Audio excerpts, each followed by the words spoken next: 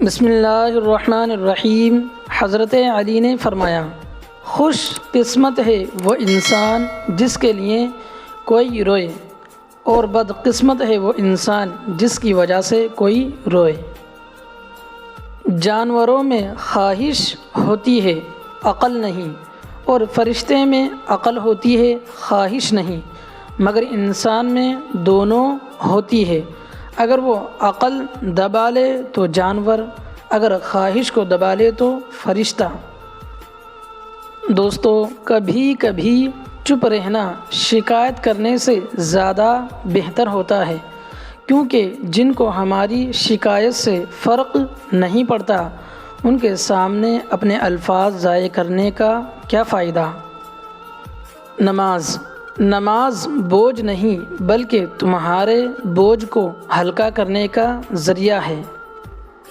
حضرت علی نے فرمایا، اپنی خوشی کے لیے کسی دوسرے کی خوشی خاک میں مت ملاؤ، تمہاری وہ خوشی بیکار ہے جس کے پیچھے کسی کے آنسو ہو۔ زبان سے نکلے ہوئے الفاظ جسم کو نہیں بلکہ روح کو زخمی کرتے ہیں۔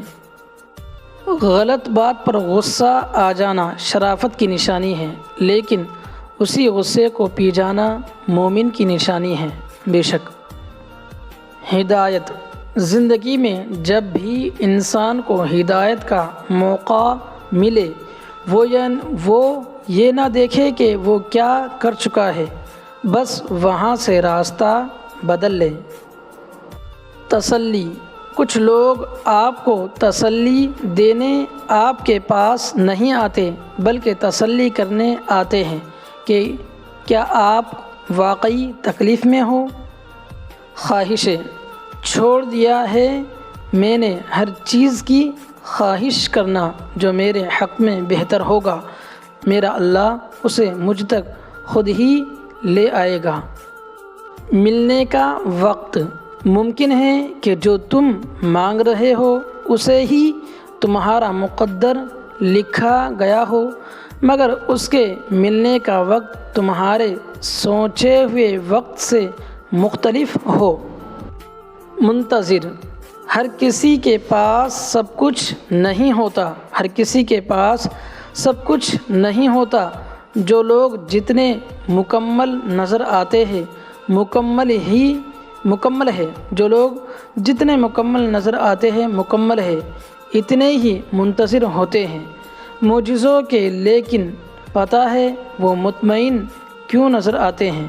کیونکہ انہوں نے اللہ تعالیٰ سے اپنے تعلق چٹانوں کی طرح مضبوط رکھے ہوتے ہیں۔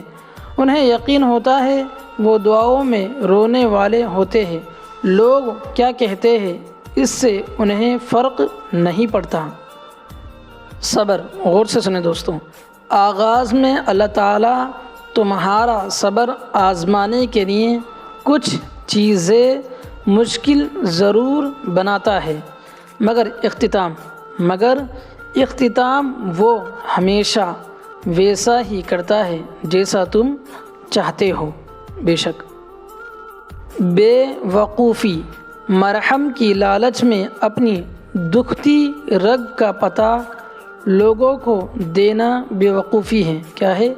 مرہم کی لالچ میں اپنی دکھتی ہوئی رگ کا پتہ لوگوں کو دینا بے وقوفی ہے۔ بے سکونی، میں جب بھی پریشان اور بے سکون ہو جاؤں، اللہ پاک کی عبادت کر کے ایسا محسوس ہوتا ہے کہ میرا اللہ مجھ سے ہم کلام ہو کر کہہ رہے ہوں کہ غم نہ کرو، میں ہوں نا۔ اللہ تعالیٰ فرماتا ہے، نہ تو تیرے رب نے تجھے چھوڑا ہے۔ اللہ تعالیٰ فرماتا ہے نہ تو تیرے رب نے، یعنی کہ بندوں سے اللہ تعالیٰ فرماتے ہیں نہ تو تیرے رب نے تجھے چھوڑا ہے نہ وہ بیزار ہو گیا۔ اللہ ہی تمہارا پہلا سہارا تھا اور اللہ ہی تمہارا آخری سہارا ہے۔ تم کتنے ہی گناہ گار کیوں نہ ہو، کتنے ہی نافرمان کیوں نہ ہو، جب بھی تم اسے پکارو گے وہ تمہیں جواب دے گا۔ تم پلٹ کر آنے میں دیر کرتے ہو مگر وہ دیر نہیں کرتا، وہ بس تھام لیتا ہے اور رحم فرما دیتا ہے۔ وہ وقت دور نہیں ہے جب تمہیں تمہارا رب اتنا دے گا کہ تم راضی ہو جاؤ گے۔ بے شک دوستو، یوں مایوس بیٹھے رہنے سے کیا ہوگا؟ یوں مایوس بیٹھے رہنے سے کیا ہوگا؟ معجزہ تو اللہ تعالیٰ کے روبرو کھڑے ہونے سے ہوگا۔ یقین کا دعویٰ کرتے ہو، یقین کا دعویٰ کرتے ہو تو یقین بھی رکھو۔ یہ سوچ کر کیوں گھبراتے ہو کہ آگے کیا ہوگا؟ یہ سوچ کر کیوں گھبراتے ہو کہ آگے کیا ہوگا؟ جانتے ہو کیوں یہ بے چینی تمہیں ستاتی ہے؟ تم جلد باز ہو، تمہاری جلد بازی تمہیں تھکاتی ہے۔ تم ہر بار نافرمانی کرتے ہو اللہ تعالیٰ کے فیصلوں کی، مگر آخر میں اسی کی محبت ہر بار تمہیں تمہاری محبت سے بچاتی ہے۔ لیکن تمہیں ہر حفاظت سزا ہی نظر آتی ہے۔ تم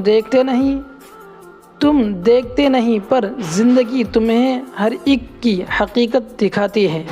جس نے سنا ہے تمہیں ہر دفعہ اس کی بس ایک دفعہ سن لینے سے کیا ہوگا؟ کافی کر کے دیکھو اللہ تعالیٰ کو، پھر تمہیں کچھ بھی نہ چاہیے ہوگا۔ اس کی چاہ کو چاہو، پھر وہی ملے گا جو تم نے چاہا ہوگا۔ تم راضی رکھو اسے، پھر وہ وہی ہوگا جس پر تمہارا دل راضی ہوگا۔